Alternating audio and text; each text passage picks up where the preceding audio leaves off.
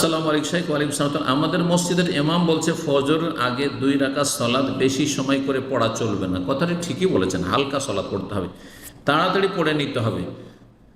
জি, তাড়াতাড়ি সূরা ফাতিহার পর সূরা কাফিরুন প্রথম রাকাত, দ্বিতীয় রাকাত সূরা ইখলাস, এবং সংক্ষিপ্ত পড়েছেন নবী সাল্লাল্লাহু আলাইহি ওয়াসাল্লাম। যেমন মা আয়েশা রাদিয়াল্লাহু আনহা বর্ণনা করেছেন, আমরা নামাজ পড়তাম এবং নামাজের ভিতরে দোয়া করতাম 10 মিনিট ধরে। নামাজটা পড়ে 10 মিনিট ফজরের সুন্নাত না, এটা সুন্নাতের খেলাফ, আপনি ভুল করেছেন।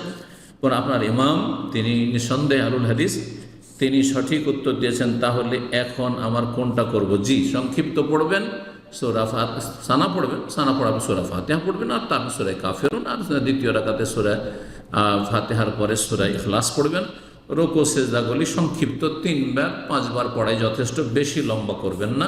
আত্তাহিয়াত স্বাভাবিক যতটা রয়েছে তাশাহুদ পড়বেন, দরুদ ইব্রাহিমি পড়বেন, আর তারপরে দোয়া মাসেরা সংক্ষিপ্ত করবেন। বলছেন আসসালামু আলাইকুম, প্রশ্ন, হ্যাঁ শেখ, এইবার হজে নাকি অবৈধভাবে 1300 হাজি যে নানান সমস্যার সম্মুখীন হয়ে মারা গেছে, আল্লাহ রহম করেন এবং তাদের গুনাহ খাতা মাফ করেন এবং তাদের শাহাদাত কবুল করেন, জান্নাতুল ফিরদৌস দান করেন। অনেকে বলছেন অন্যায়ভাবে তাদের যাওয়া ঠিক হয় নাই। এটাও ঠিক যে তাদের, যদি তারা লিগালি না থাকে, বিনা পারমিশনে গেছে, অবৈধভাবে ঢুকেছে, তাহলে এটা তাদের জন্য ঠিক হয়নি, গুনার কাজ হয়েছে।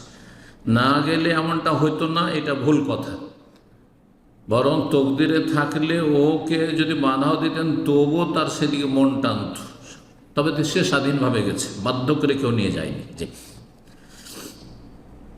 না গেলে হতো না, এটা তকদির পরিপন্থী কথা, গুমরাহি।